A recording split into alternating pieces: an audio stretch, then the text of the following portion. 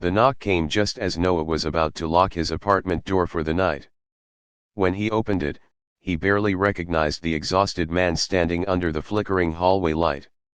Jacob, the same best friend who had once laughed louder than anyone else, looked like someone carrying the weight of an entire lifetime on his shoulders. His clothes were soaked from the cold autumn rain, his hands trembled, and his eyes held a silent desperation that words could barely explain. Then Jacob whispered 4 words that would change both of their lives forever. "Just one night, please.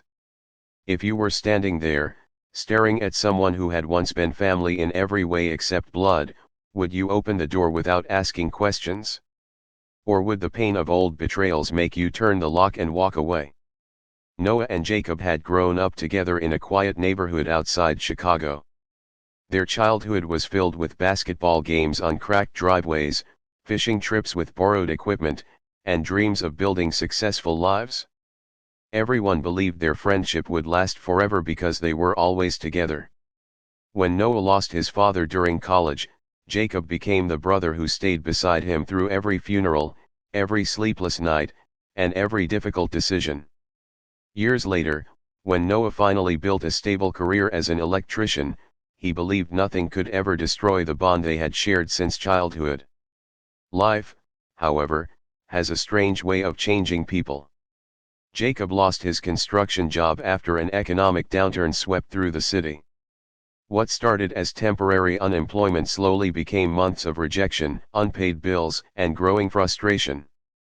Pride kept him from asking for help. Instead, he borrowed money from the wrong people, trusted dishonest business partners, and made desperate financial choices that only pushed him deeper into trouble. Eventually he disappeared from everyone's lives, including Noah's. Calls went unanswered. Birthday messages were ignored. Rumors spread that Jacob had left town, while others claimed he was living in shelters somewhere across Illinois. Noah spent years wondering what had happened, but eventually accepted that some people simply walked away. Standing in the hallway years later, Noah felt anger fighting against compassion. He remembered every unanswered phone call, every holiday spent wondering whether his best friend was alive, and every moment he had needed Jacob but found only silence. Yet he also saw a broken man whose pride had finally collapsed. Without saying another word, Noah stepped aside. Jacob quietly entered the apartment, carrying nothing except a worn backpack that looked almost empty. That night neither of them spoke very much. Noah prepared a simple dinner while Jacob ate slowly, as though every bite reminded him how long it had been since someone had cared enough to cook for him. The apartment remained quiet except for the sound of rain tapping against the windows. Before going to sleep on the living room couch, Jacob finally admitted that he had been homeless for nearly 8 months. He had spent nights in abandoned buildings, emergency shelters, bus stations, and sometimes simply beneath highway overpasses. Every day he searched for work, but without a permanent address or reliable transportation, every opportunity slipped away. Shame had convinced him that Noah deserved a better friend than the man he had become. The next morning Noah expected Jacob to leave after breakfast. Instead, he noticed his friend carefully washing dishes, folding blankets, and cleaning the apartment without being asked. There was no sense of entitlement, only quiet gratitude.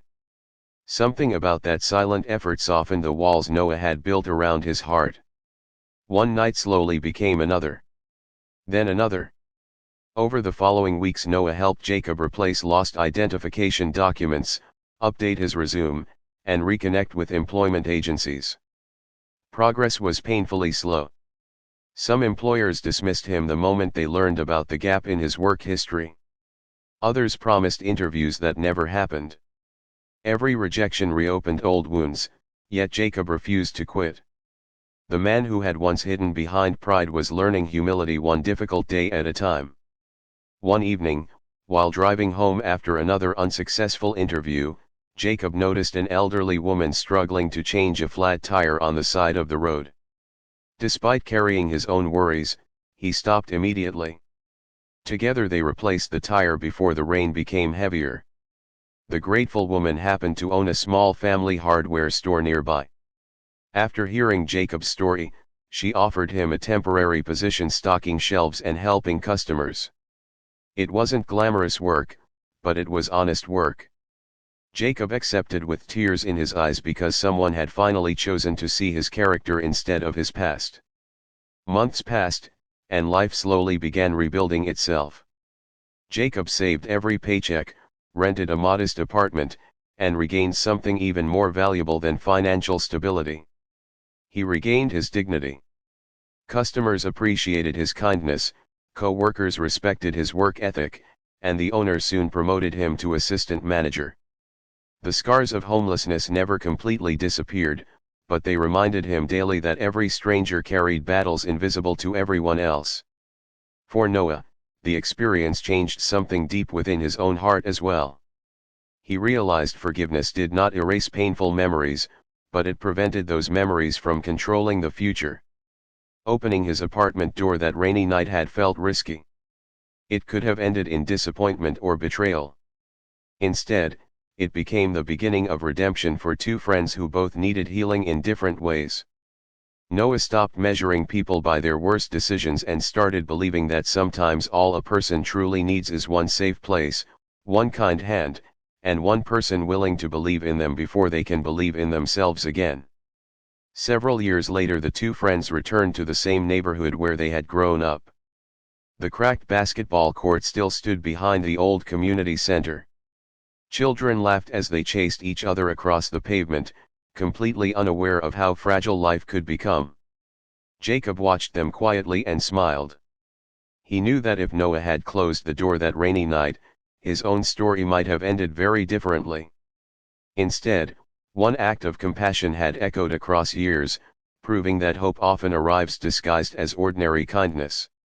Before leaving, Jacob quietly slipped an envelope into Noah's mailbox. Inside was the first $20 Noah had ever lent him back in high school, along with a handwritten note thanking him not for the money, but for seeing the man he could still become when everyone else only saw the man he had been. Before this story ends, tell us in the comments, if someone from your past knocked on your door asking for just one night, what would your heart tell you to do? As Noah watched his old friend walk confidently toward a future that once seemed impossible, he understood that the greatest miracles rarely happen through wealth or fame. They happen when one human being refuses to let another disappear into darkness. Sometimes a single night of compassion becomes the first morning of an entirely new life, reminding us that second chances are not given because people deserve them perfectly, but because hope itself deserves to survive. If this story truly touched your heart, please like, comment, share, and subscribe so more people can be reminded that kindness has the power to change lives.